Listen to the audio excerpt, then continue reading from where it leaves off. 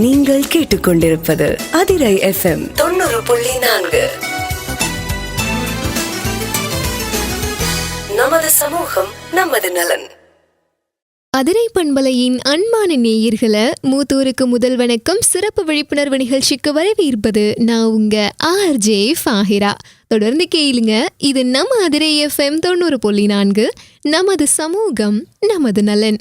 மத்திய அரசின் சமூக நீதி மற்றும் அதிகாரமளித்தல் அமைச்சகத்தால் சமுதாய வானொலி கூட்டமைப்புகளுடன் இணைந்து அதிரை பண்பலை நடத்தும் அடல் வாயோ அபியுதய யோஜனா மூத்தோருக்கு முதல் வணக்கம் சிறப்பு விழிப்புணர்வு நிகழ்ச்சியின் 10வது அத்தியாயத்துல தான் இன்னைக்கு நம்ம எல்லாருமே இணைஞ்சிருக்கோம். இந்த நிகழ்ச்சி மூலமா மூத்தோருக்கு தேவையான நிறைய நல்ல விஷயங்கள் பத்தி கேட்டு தெரிஞ்சுக்க போறோம். கண்டினியூஸாவே நம்ம நிகழ்ச்சிகளை தொடர்ந்து கேட்கறவங்களா இருந்தீங்கன்னா இந்நேரத்துக்கு உங்களுக்கு தெரிஞ்சிருக்கும். மூத்தோருக்கு முதல் வணக்கம் அப்படின்னு சொல்லப்படக்கூடியது மூத்தோர்களுக்கு பயன் தரக்கூடிய நிறைய நல்ல விஷயங்களை செஞ்சுட்டு இருக்கு. அதாவது அவங்களுக்கு இருக்க உதவி எண் என்ன, நல்ல திட்டங்கள் என்னென்ன செயல்படுது, என்ன மாதிரியான ஸ்கீம்ஸ் இருக்கு, உடல் ரீதியாகவும் மன ரீதியாகவும் கள ரீதியாகவும் என்ன மாதிரியான உதவிகள் கவர்மெண்ட்லேருந்து நமக்கு கிடைக்குது, இந்த மாதிரி நிறைய விஷயங்கள் உங்களுக்கு தெரிஞ்சிருக்கலாம். ஸோ அதை தொடர்ந்து இப்போ புதுசாக ஒரு தகவலை இந்த பதிவு உங்ககிட்ட பகிர்ந்துக்க போகுது. இப்போ ஏதாவது ஒரு மன ஆறுதல் நமக்கு தேவைப்படுது அல்லது மனசு ரொம்ப ப்ரெஷராக ஃபீல் ஆகுது அப்படின்றப்போ நம்ம எல்லாருமே காமனாக செலக்ட் பண்ணக்கூடிய ஒரு விஷயம் என்ன தெரியுமா? எங்கேயாவது போயிட்டு வரலாமா, ஏதாவது ரிலாக்ஸாக வெளியில் போயிட்டு வருவோமா, பயணம் பண்ணுவோமா அப்படின்றது எல்லாருக்குமே காமனாக தோணக்கூடிய ஒரு விஷயம் இல்லையா? பொதுவாக இன்றைக்கி இருக்க நவீன வாழ்க்கை முறையில் நம்ம எல்லாருக்குமே இப்படிப்பட்ட ஒரு ப்ரெஷர் இருக்குது. ஆனால் இதை தாண்டி மூத்த குடிமக்களாக நம்ம வீட்டில் வாழ்ந்துட்டு இருக்கக்கூடிய முதியோர்களுக்கு ஏற்படுற மன சிக்கல்களை தவிர்க்கிறதுக்கு ரொம்பவே ஆறுதலாக இருக்கும் இந்த பயணங்கள். ஸோ மூத்தோர்கள் இந்த பயணங்கள் மேற்கொள்றதுனால என்ன நன்மைகள் இருக்குது, அதை தாண்டி அரசில் என்ன மாதிரியான சலுகைகள் இருக்குது முதியோர்களுடைய பயணங்களுக்கு அப்படின்றத பற்றியும் இந்த 11வது அத்தியாயம் உங்களுக்கு சொல்ல போகுது. ஸோ நிகழ்ச்சிகளை தொடர்ந்து மிஸ் பண்ணாமல் கேட்டு பயனடைங்க. அதே நேரத்தில் 60 வயதிற்கு மேற்பட்டவங்களுக்கும் இந்த பதிவை நிச்சயமாக பகிர்ந்துக்கோங்க. தொடர்ந்து நிகழ்ச்சிக்குள்ளே போகலாம், முழுவதுமாக கேளுங்க.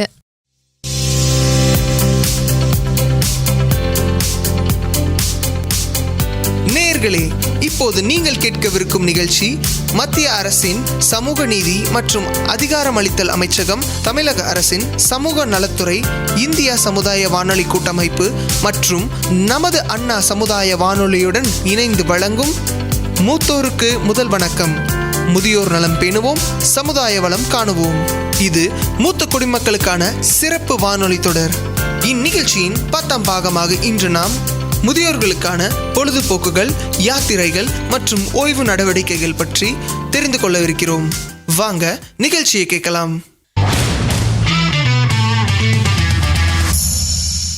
நேயர்கள் அனைவருக்கும் வணக்கம். நான் உங்க லக்ஷ்மி மற்றும் நான் பரத் தாத்தா. நாடு முழுவதும் இருக்கிற 200 சமுதாய வானொலி நிலையங்கள் மூலமா வயதானவங்களுக்கு மட்டும் இல்லாம முழு குடும்பத்துக்குமான இந்த அடல் வயோ அபியுதய யோஜனா திட்டத்தின் பல்வேறு நன்மைகளை எடுத்து சொல்ல இன்னைக்கும் உங்க இல்லங்களை தேடி வந்திருக்கோம். நீங்களும் எங்களுடைய இன்றைய நிகழ்ச்சிக்காக ஆவலோட காத்திருக்கீங்க இல்லையா? ஏன்னா உங்களோட தொலைபேசி அழைப்புகள் மற்றும் குறுஞ்செய்திகள் மூலமா நாங்கள் அதை தெரிஞ்சுக்கிட்டோம். அது மட்டும் இல்லாமல் நேரோகாஸ்டிங் செய்யும்போது நாங்கள் உங்களை நேரடியாக சந்திக்கிறப்ப நீங்கள் அனைவரும் இந்த நிகழ்ச்சியை மிகவும் ரசிக்கிறீங்க அப்படிங்கிறத தெளிவாக தெரிஞ்சுக்க முடியுது. இன்னைக்கு உங்க எல்லாரோடையும் எங்க நிகழ்ச்சியோட 10வது பாகத்துல இணையிறோம்.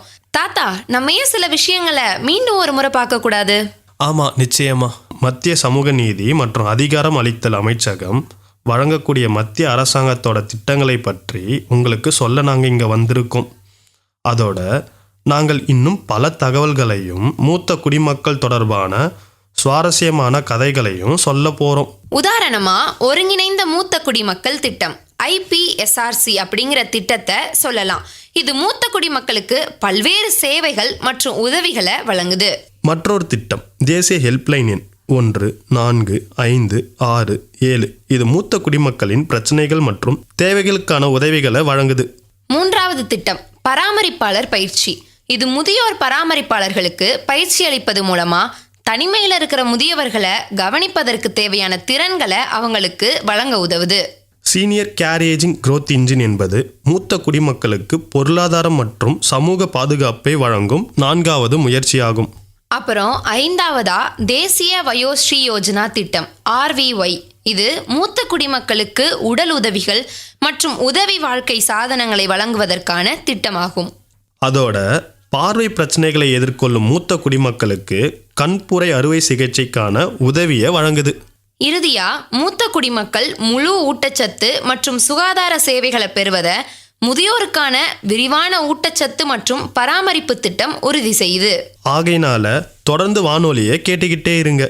ஏன்னா உங்க குடும்பத்தில் உள்ள ஒவ்வொரு உறுப்பினர்களுக்கும் தகவல் மற்றும் பொழுதுபோக்கின் பொக்கிஷம் காத்துக்கிட்டு இருக்கு. தாத்தா, எங்கேயாவது போறீங்களா? இல்ல, ஏன் லட்சுமி? அப்போ எங்கேயாவது போங்க. என்ன, எங்கேயாவது போவா? எங்க போறது? எங்க வேணும்னாலும். எங்க வேணும்னாலும்னா நீ என்ன சொல்ற? ஆமா, எங்க வேணாலும் போகலாம். உனக்கு என்ன ஆச்சு? சரி, நீங்க ஏன் எங்கேயாவது போகக்கூடாது? நான் எங்க போவேன் லட்சுமி? நிச்சயமா எங்கேயாவது போகணும் தாத்தா. இந்த வயசுல ஆஸ்பத்திரிக்கு தான் போக முடியும், வேற எங்க போக முடியும்? சரி சரி, முதல்ல மருத்துவமனைக்கு போவோம், அதுக்கப்புறம் வேற எங்கேயோ. வேற எங்கேயாவதா? தெளிவாதான் சொல்லுமா. உன்னோட குறும்புக்கார மனசுல என்னதான் ஓடிட்டு இருக்கு? நீங்க வெளியே போய் ரொம்ப நாள் ஆயிடுச்சு, அதான் எங்காவது போயிட்டு வாங்கன்னு சொல்றேன். எங்கேயாவது போ. எங்கேயாவது போனா என்னை எங்க வெளியே அனுப்ப பாக்குற நீ? ஆமா தாத்தா, நான் உங்களை அனுப்ப தான் பாக்குறேன். இன்னைக்கு என்ன ஆச்சு உனக்கு? உன்னோட தாத்தாவை வீட்டை விட்டு அனுப்ப நினைக்கிற? ஆமா, உங்களை நிச்சயம் அனுப்பி விடணும்னு நான் முடிவு செஞ்சுட்டேன். லட்சுமி, தாத்தா இப்ப தெளிவா சொல்லு. ஒருவேளை எனக்கு நெஞ்சு வலி வந்துடுச்சுன்னா நீ தான் பொறுப்பு. ஐயோ தாத்தா, சரி, இப்ப நான் சஸ்பென்ஸை முடிச்சுக்கிறேன். சில நாட்களுக்கு முன்னால உங்களோட பழைய ஆல்பத்தை பார்த்துட்டு இருந்தோம்ல. ஆமா, அந்த ஆல்பத்துல எதை பார்த்து இப்படி எல்லாம் பண்ணிட்டு இருக்க லட்சுமி? என்ன தாத்தா, அந்த போட்டோஸ் தான். அவை எதையும் உங்க நினைவுக்கு கொண்டு வரலையா தாத்தா? என்ன போட்டோஸ்? அதுதான் தாத்தா, நீங்க உங்க நண்பர்களோட ரொம்பவும் வேடிக்கையா நின்னுகிட்டு இருப்பீங்களே, அதேதான். ஓ, அதுவா? அது ஒரு வேடிக்கையான தருணம். நீங்க உங்க நண்பர்களோட ட்ரெக்கிங் போனீங்க தானே? அட, அதுதான் இளமையின் வேடிக்கை.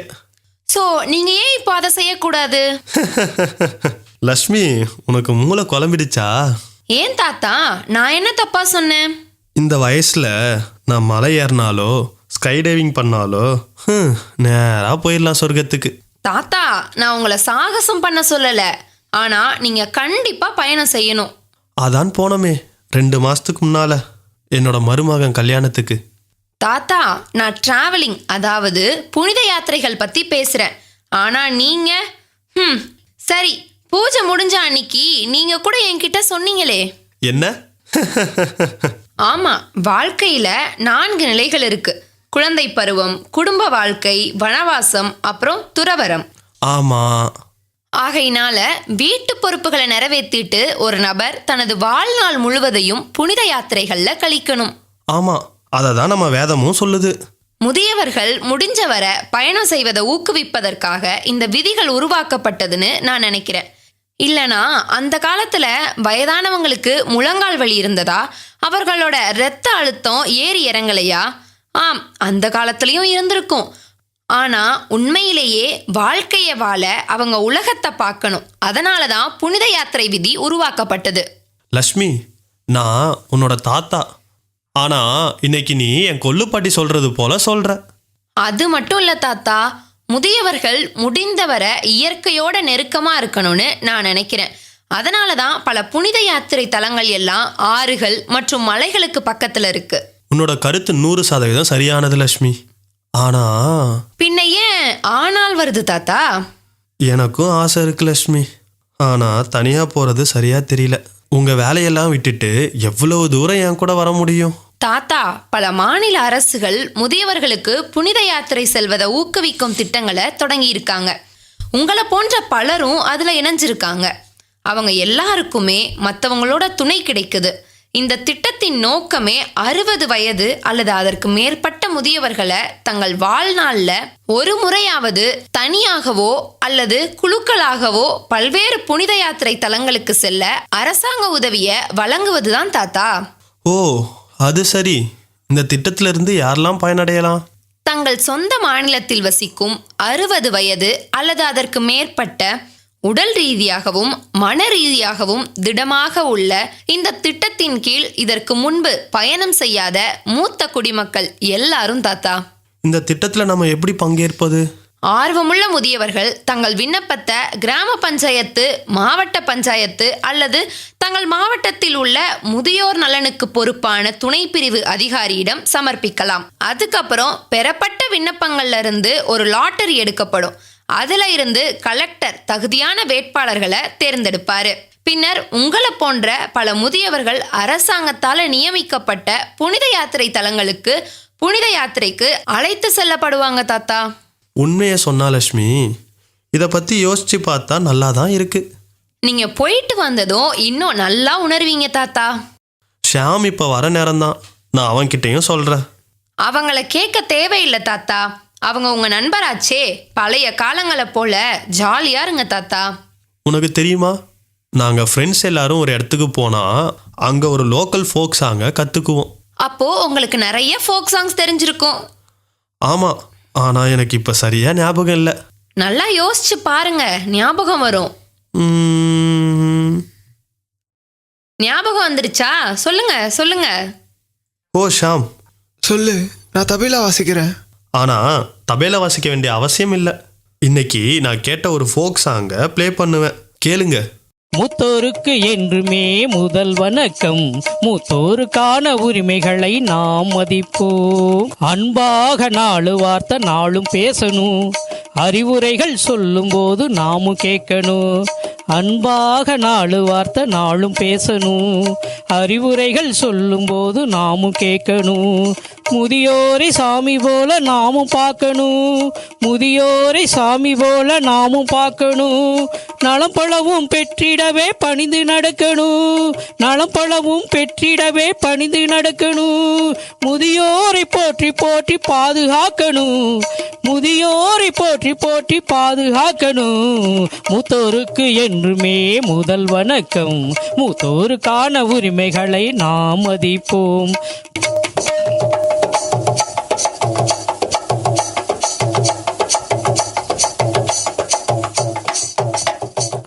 நீ ஒரு அருமையான முடிவு எடுத்த பரத். உன் சொந்த குரல்ல பாடல, இல்லைனா நீ எவ்வளவு மோசமா பாடியிருப்பன்னு உனக்கு தெரியாது. நீ மேஜையை தட்டும் பொழுது எப்படி இசை குறைவாக இருக்குமோ அதை போல தான். நீங்க 2 பேரும் ஒருத்தருக்கு ஒருத்தர் காலை வாரிக்கிறீங்க. ஆனா நீங்க 2 பேரும் ரொம்ப அழகா பாடுறீங்க, நல்லா விளையாடுறீங்க. உனக்கு தெரியும் லக்ஷ்மி, உன் தாத்தா பாடுறது ரொம்ப பிடிச்சிருந்தது.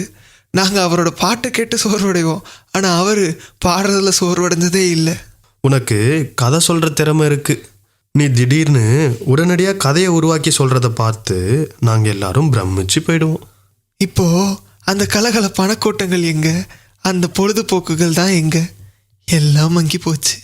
அது மங்கி போச்சுன்னா ஏன் அதை மறுபடியும் உயிர்ப்பிக்க கூடாது? இப்போ வாழ்க்கையின் கடிவாளத்தை விட வேண்டிய நேரம் வந்துடுச்சு. நாம் இன்னும் எதை பிடிச்சிக்கணும், எதை விடணும்? வாழ்க்கையின் கடிவாளம் உங்க கையில இருக்கிற வரைக்கும் நீங்க ஒவ்வொரு பொழுதுபோக்கையும் ஆர்வத்தையும் பிடிச்சுக்கணும் தாத்தா. என்ன ஞானம்! இன்னைக்கு லக்ஷ்மி ரொம்ப முதிர்ச்சியோட பேசுறா. காலையில் இருந்து அவளுக்கு ஏதோ ஒன்று விசித்திரமாக நடந்திருக்கு. முதல்ல அவள் ட்ராவலிங்கை பற்றி பேசுகிறா, பிறகு ஆர்வங்களை நிறைவேற்றுறதை பற்றி பேசுகிறா. நான் உங்களுக்காக போட்ட பாடலை நீங்க 2 பேரும் ரசிக்கலையா? அது நல்லா இருந்தது இல்லையா? ஸோ ஒவ்வொரு நாளும் உங்க ஆர்வங்களை பின்தொடர்ந்து வாழ்க்கையை அனுபவிக்க கூடாது? பரத், உங்க குழந்தைங்க உங்களுக்காக வீட்டில் ஒரு அழகான சூழலை உருவாக்கியிருக்காங்க. அங்கு அவங்க உங்க மனதில் உள்ள அனைத்தையும் புரிஞ்சுக்கிறாங்க. ஆமாம், இதற்கான பெருமையில் பெரும்பகுதி எங்கள் லக்ஷ்மிக்கு தான் போகும்.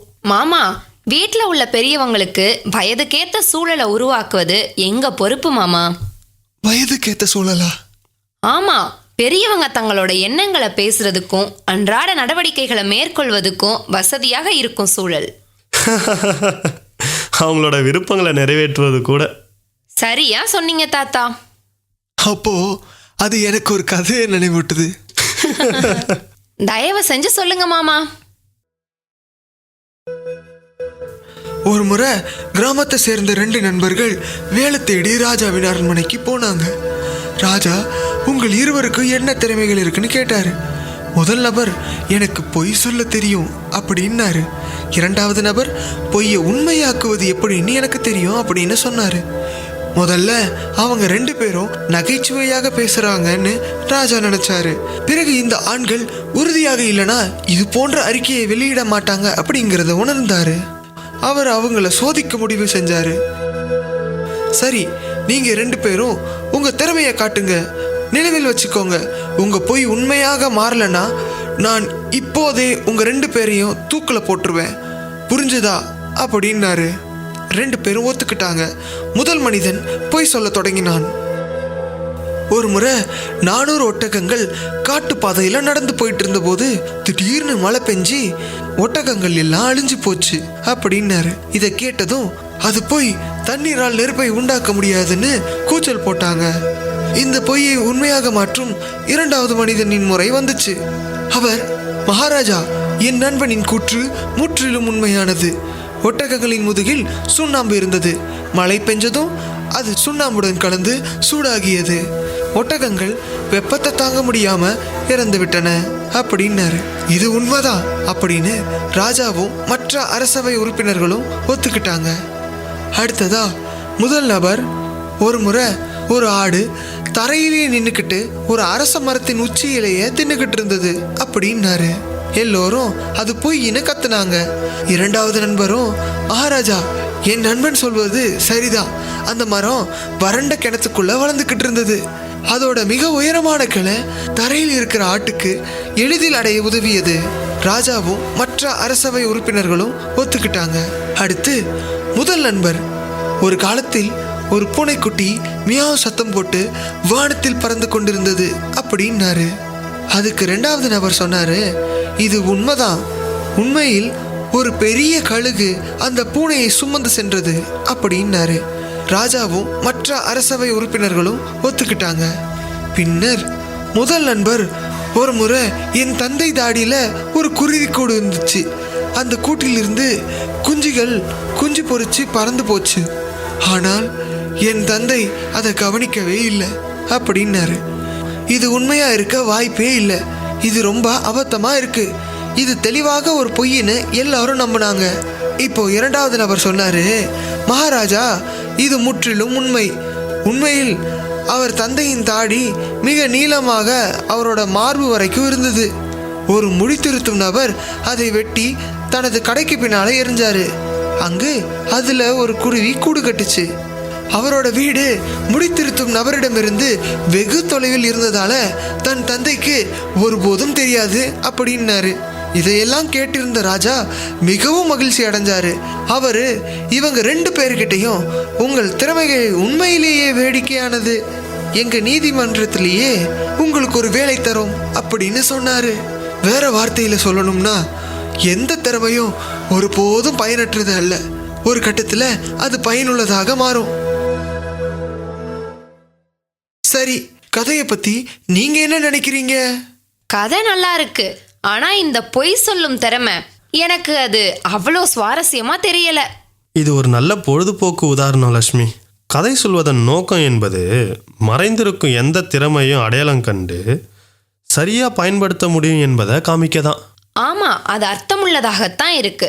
வாழ்நாள் முழுவதும் படிப்பு, வேலை, குடும்பம் போன்றவற்றுக்கு பிறகு 60 அல்லது 65 வயதிற்குள் ஒருவருக்கு இறுதியாக சிறிது ஓய்வு நேரம் கிடைக்கும் போது அவங்களுக்கு மறைக்கப்பட்ட திறமையையோ அல்லது நிறைவேறாத ஆர்வத்தையோ தொடர ஒரு வாய்ப்பு இருக்கு தாத்தா. ஆமா லட்சுமி, ஒரு நாள் ராமுவோட அம்மா முற்றத்துல உட்கார்ந்து சுவாரஸ்யமான ஒன்று செய்வதை பார்த்தேன். சுவாரஸ்யமா ஏதோவா? அவங்க என்ன செஞ்சிட்டு இருந்தாங்க? அவ வீட்டில் உலர்ந்த பூக்களை வச்சு தூப குச்சிகளை செஞ்சிட்டு இருந்தா. நான் அதை பற்றி அவட்ட கேட்டப்ப அவ அறிவுபூர்ணமா ஒன்று சொன்னான். தாத்தா, அவங்க என்ன சொன்னாங்க? மக்கள் பெரும்பாலும் எங்களை போல பெரியவர்களை உலர்ந்த பூக்களாக தான் பார்க்குறாங்க, வேற எந்த முக்கியத்துவமும் இல்லை அப்படின்னு சொன்னான். ஆனால் ஏதோ ஒரு வகையில் நம்மளை புதுப்பிச்சுக்கிட்டு முன்னேறி கொள்வது நம்ம கடமை. சரிதான் தாத்தா. எனக்கு புரியுது லட்சுமி, புறப்பட தயாராகுவோம். முதலில் நாம எங்க போறோம் அப்படிங்கிறத முடிவு செய்வோம். எங்கே போகக்கூடாதுன்றது முக்கியம் இல்லை, எங்கே போகணுன்றது தான் முக்கியம். இப்போ அது என் தாத்தாவை மாதிரி. இப்போ நம்ம நிலையத்திற்கு நம்ம பகுதியைச் சேர்ந்த சீனியர் சிட்டிசன்ஸ் 2 பேர் சிறப்பு விருந்தினராக வந்திருக்காங்க. அவங்களோட கருத்துக்களை கேட்கலாம் வாங்க. சார் வணக்கம் சார். வணக்கங்க சார் உங்கள் பேர் சார்? என் பேர் விஜயகுமாருங்க. எங்கேருந்து வரீங்க சார்? நான் சைதாப்பேட்டையிலேருந்து வரேங்க. சார் உங்கள் வயசுங்க சார்? 62 வயசு ஆகுது. 62 வயசு ஆகுதுங்க சார். நம்ம சமுதாய வானொலி மூலமாக சர்வே வந்து எடுத்திருப்போம் சார். சமீபத்தில் வந்தாங்க. பல ஸ்கீம்ஸை பற்றி சொல்லியிருப்பாங்க. அந்த ஸ்கீம்ஸில் உங்களுக்கு ஏதாவது தெரியுமாங்க சார்? சர்வே எடுக்கிறப்ப மூத்த குடிமக்களுக்கெல்லாம் வந்து ஒரு தொலைபேசி நம்பர் ஒன்று கொடுத்தாங்க. அது மூலமாக தொடர்பு கொண்டா அவங்க உடனே வந்து அவங்களுடைய சந்தேகங்களுக்கும் அவங்க பிரச்சனைக்கு தீர்வு காண்றதுக்கு, திடீர்னு ஏதாவது உடல்நிலை சரியில்லாமல் போயிடுச்சுன்னா அவங்கள காண்டாக்ட் பண்ணால் எந்த ஹாஸ்பிட்டல் போகணும், எங்கே போகணும், அந்த மாதிரி தகவல்லாம் கொடுக்கறதுக்கு வழிகாட்டியாக இருக்கும்னு சொல்லிட்டு போனாங்க. அது என்னென்னா 14567 ஏதோ ஒரு நம்பர் சொன்னாங்க. ஓ சரிங்க சார். இப்போ அந்த ஸ்கீம்ஸில் எந்தெந்த மாதிரியான ஸ்கீம்ஸை நீங்கள் உபயோகப்படுத்தியிருக்கீங்க சார்? இப்போ இது வரைக்கும் எதுவும் பயன்படுத்தலை. ஆனால் மெடிக்கல் சம்மந்தமாக இப்போ வந்து 70 வயசுக்கு மேலே 5 லட்சம் வந்து வருஷத்துக்கு காப்பீட்டு தொகை கொடுக்குறதா வந்து சொல்லியிருக்காங்க மூத்த குடிமக்களுக்கு. அந்த மாதிரி இருக்க அந்த திட்டத்தில் எனக்கு இப்போ 62 வயசு ஆகுது. 70 வயசுக்கு மேலே அந்த திட்டம் எனக்கு மத்திய அரசு தரக்கூடிய இந்த ஸ்கீம் வந்து ரொம்ப உபயோகமாக இருக்கும்ன்ட்டு நான் நம்புகிறேன். ஏன்னா நமக்கு அந்த நேரத்தில் 70 வயசுக்கு மேலே எந்த மாதிரி குடும்பத்தில் சூழ்நிலை வந்து இருக்குன்றது தெரியல. ஒருவேளை உடல்நிலை சரியில்லாமல் போகும்போது நம்ம இப்போ பிள்ளைங்கள் வந்து அவங்களாலையும் கவனிக்க முடியாமல் ஒரு சூழ்நிலை வந்தால் அப்போ இந்த திட்டம் வந்து மத்திய அரசுடைய இந்த திட்டம் ரொம்பவும் கை கொடுக்கும்ன்ட்டு எனக்கு மனதில் படுது. நன்றி சார். இப்போ உங்களுக்கு பக்கத்து வீட்லையோ அல்லது தெரிஞ்சவங்களோ உங்கள் உறவினர்களோ நண்பர்களோ 70 வயசில் உள்ளவங்களுக்கு நீங்கள் இந்த ஸ்கீமை சொல்லலாமேங்க சார்? எனக்கு தெரிஞ்சவங்கள்ட்டெல்லாம் நான் நேரம் கிடைக்கிறப்போ பார்க்குறப்பெல்லாம் இந்த மாதிரி ஒரு திட்டங்கள் இருக்குது. மத்திய அரசு மாநில அரசு எல்லாம் வந்து நமக்கு நிறைய மூத்த குடிமக்களுக்கு பல வகையில் வந்து நிறைய நல்ல திட்டங்கள்லாம் செயல்படுத்திகிட்டு இருக்காங்க. அப்படின்றத பற்றி எனக்கு தெரிஞ்ச வரைக்கும் நான் சொல்லிட்டு தான் இருக்கேன். நன்றி சார். நீங்கள் ஏதாவது பணி புரியுறீங்களா சார்? இல்லைங்க, நான் வந்து முதல்ல பணியில் இருந்தேன். ஆனால் இப்போ வந்து வயது காரணமாக நான் இப்போ எந்த பணியும் போகல. இருந்தாலும் வந்து சோசியல் ஆக்டிவிட்டீஸ் சம்மந்தமாக எனக்கு நிறைய ஈடுபாடு உண்டு. அவங்களுக்கு வழிகாட்டியாக இருந்துக்கிட்டு இருக்கேன். இப்போ சார் இந்த புனித தலங்களுக்கெல்லாம் நீங்கள் போகிறது வந்து இந்த 60 வயசுக்கு அப்புறம் தான் போகிறீங்களா இல்லை ஆரம்பத்துலேருந்தே போயிட்டுருக்கீங்களா? ஆரம்பத்துலேருந்தே போயிட்டுருக்கேன். இப்போயும் வந்து வயதை ஒரு காரணமாக கருதாமல் எனக்கு நேரம் கிடைக்கிறப்போ வாய்ப்பு கிடைக்கிறப்போ நண்பர்கள் வந்து போகலாம் அப்படின்னு சொல்கிறப்ப அவங்க கூட சேர்ந்து போயிட்டு வந்துட்டு. இப்போது சார் அங்கே இருந்த மனநிலைக்கும் இங்கே நீங்கள் பணிபுரியும் போது இருந்த மனநிலைக்கும் உங்களுக்கு எப்படி இருக்குது சார்? அது ஒரு வித்தியாசமான அனுபவம் தான். பணிபுரிகிறப்ப நமக்கு வந்து வேலைன்ட்டு வந்து போகணும், சம்பாதிக்கணும், குடும்பத்தை பார்க்கணும் அப்படின்னு ஒரே டென்ஷனாக இருந்துக்கிட்டு இருக்கோம். இப்போ அந்த டென்ஷன் இப்போ வேலை இல்லாதனால அந்த டென்ஷன் நமக்கு கிடையாது. பட் வந்து கோயில் போகிறோம், நம்ம மனசை வந்து ஒருநிலைப்படுத்தி இறைவனையே வந்து நம்ம தரிசனம் பண்ணவும் மனதில் நினச்சிட்டு சாமி கும்பிட்றது வந்து ரொம்ப சந்தோஷமாகவும் மன நிறைவாகவும் இருக்குது. சார் இப்போ வயது மூப்பு காரணமாக நீங்கள் வீட்டில் இருக்குன்னு சொல்கிறீங்க. இப்போ போக்குவரத்துக்கு பணம் தேவைப்படும். இதுக்கெல்லாம் எப்படி சார் பண வசதி யார் பண்ணுறாங்களா இல்லை நீங்கள் சேவிங்ஸ்லேருந்து எடுத்து இப்போ செலவு பண்ணுறீங்களா எப்படி சார்? சேவிங்ஸ்ன்றது சொல்கிறத விட பிள்ளைங்க இப்போ ஒரு பொண்ணு ஒரு பையன் எனக்கு இருக்காங்க.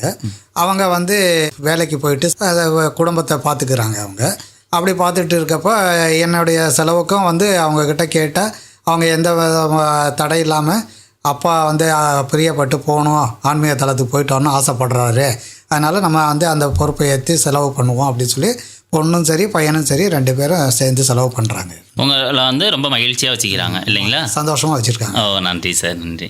இந்த பயணங்கள் வந்து உங்களுக்கு வந்து ரொம்ப இனிமையாக இருக்கா? இந்த பயணம் வந்து மிகவும் இனிமையாகவும் இருக்குது, ரொம்ப மனநிறைவாகவும் இருக்குது. நம்ம வந்து இப்போ ரயில் பயணங்களில் போகும்போது நமக்கு சீனியர் சிட்டிசன் 60 வயசுக்கு மேலே இருக்கவங்களுக்கு வந்து மூத்த குடிமக்களுக்கு வந்து இப்போ ஒரு டிக்கெட் புக் பண்ணுறோன்னா நார்மலாக ஜென்ரல் கேட்டகரியில் புக் பண்ணுறவங்களுக்கு வந்து வெயிட்டிங் லிஸ்ட்டில் காட்டினா கூட மூத்த குடிமக்களுக்குன்னு ஒரு தனியாக ஒரு இது வச்சுருக்காங்க. அந்த கோட்டாவில் நம்ம புக் பண்ணோன்னா டிக்கெட்டும் ஈஸியாக கிடைக்கிது. அதோட அந்த லோயர் பர்த்துன்ட்டு ஒன்று இருக்குது பாருங்கள். அந்த லோயர் பர்த் ஏன்னா அவங்க மேலே மிடில் பர்த்தோ மேல் பர்த்தில் ஏறி இறங்கி அவங்க மூட்டு வலி பல இன்னல்களுக்கு ஆளாகிறதுனால அதுக்கு வந்து புக் பண்ணுறப்பயே வந்து லோயர் பர்த்து வந்து அலர்ட் ஆகிடுது. அது வந்து பெரிய வரப்பிரசாதம்னு சொல்லலாம்.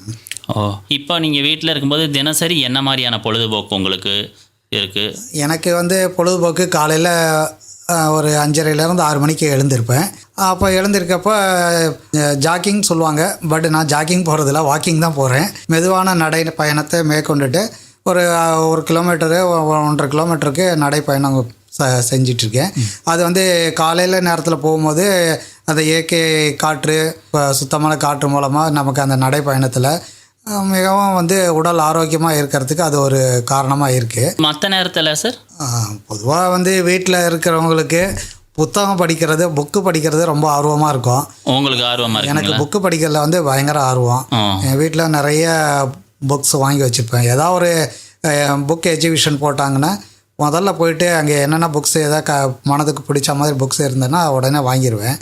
அதே நேரத்தில் வந்து இந்த கார்ட்டூன் ஷோலாம் வந்து போகும் டிவியில், அந்த மாதிரி காமெடி ஷோஸு இதெல்லாம் வந்து கொஞ்சம் பார்க்குறப்ப மனம் வந்து இறுக்கமாக இருந்தால் கூட கொஞ்சம் ரிலாக்ஸ் ஆகிடும்.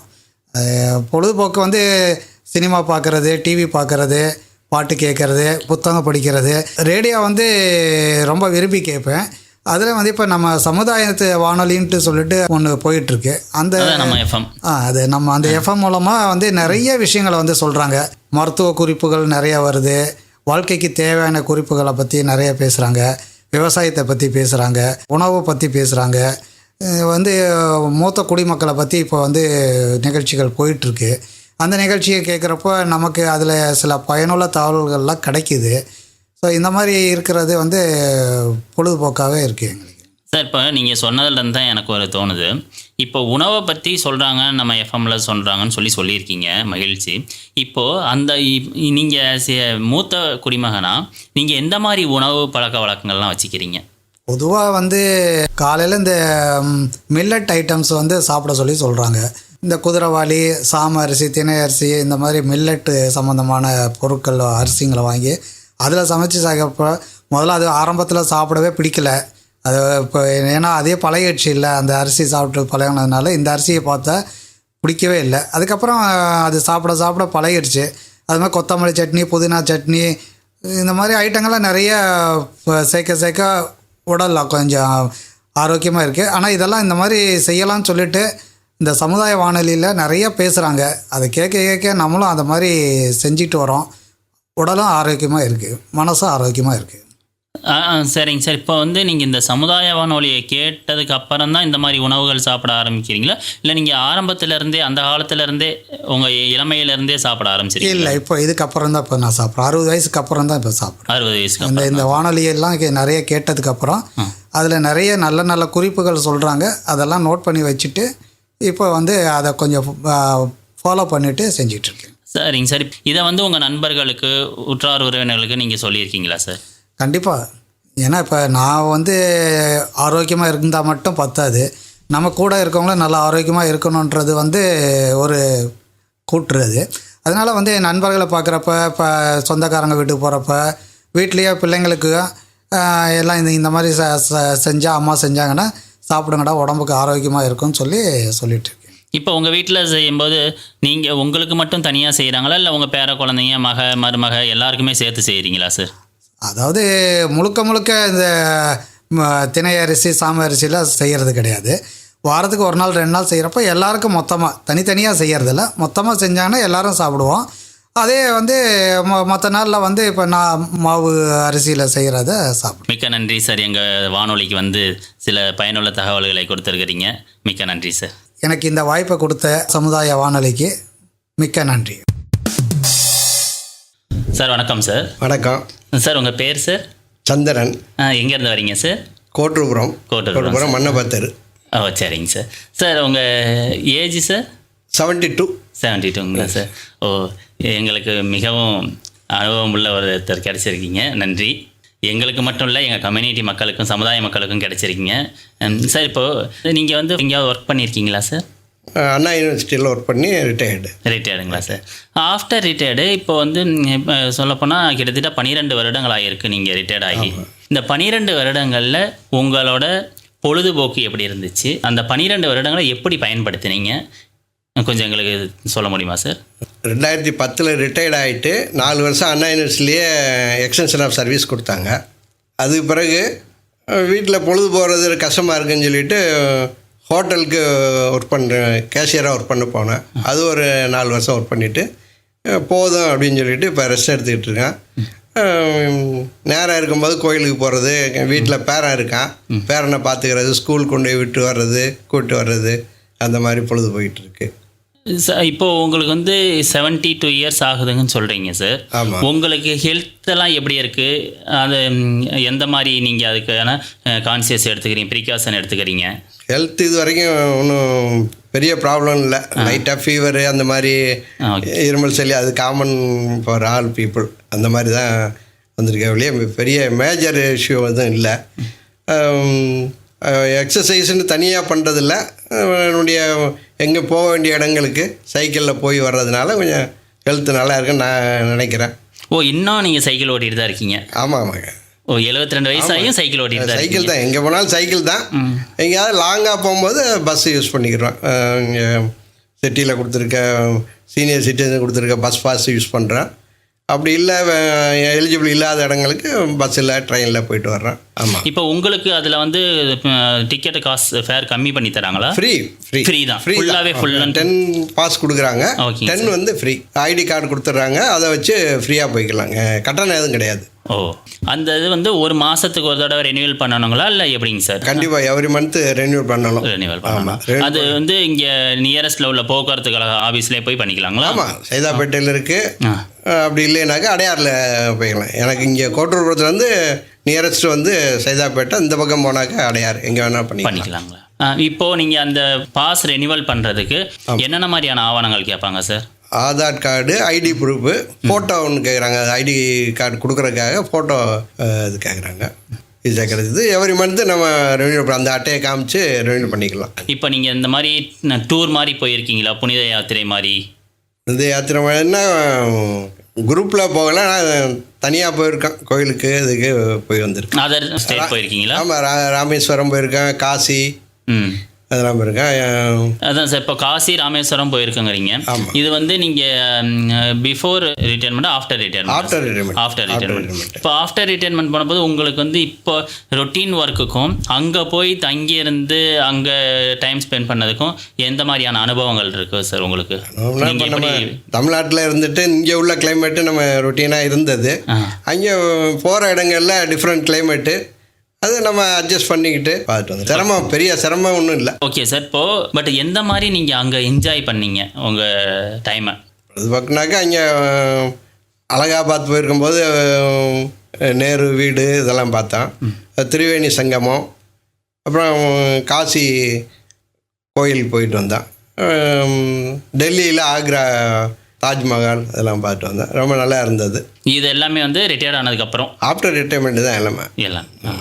இந்த சுற்றுலா பயணங்கள் வந்து உங்களுக்கு வந்து எந்த மாதிரியான மகிழ்ச்சியை தருது சார்? கண்டிப்பாக நம்ம வந்து ரொட்டீனாக ஆஃபீஸுக்கு போக வர, வீட்டுக்கு போக வர இருந்துட்டு இப்போ வந்து நமக்கு டைம் கிடைக்குது, லீவு பிரச்சனை இல்லை.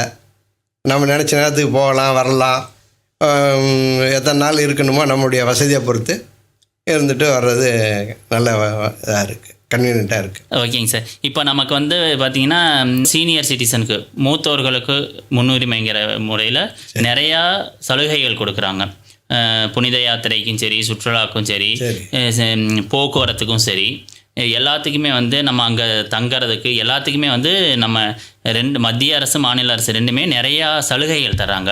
நீங்கள் அதை வந்து பயன்படுத்தி இன்னும் மேலும் மேலும் நிறையா இடங்களுக்கு சுற்றுலா சென்று வந்து உங்கள் அனுபவத்தை எங்களுக்கும் எங்கள் சமுதாய மக்களுக்கும் நீங்கள் சொல்லணும் சார். கண்டிப்பாக. நன்றி சார். இதோட இன்னைய நிகழ்ச்சி முடியுது. நாங்கள் விடைபெறுகிறோம். நம்ம சமுதாய வானொலியை தொடர்ந்து கேட்டுக்கிட்டே இருங்க. எங்கள் அடுத்த நிகழ்ச்சி வர வரைக்கும் ஆரோக்கியமா இருங்க, உற்சாகமா இருங்க, உங்க பொழுதுபோக்குகள் மற்றும் ஆசைகளை நிறைவேற்றி கொண்டே இருங்க. நன்றி. நன்றி.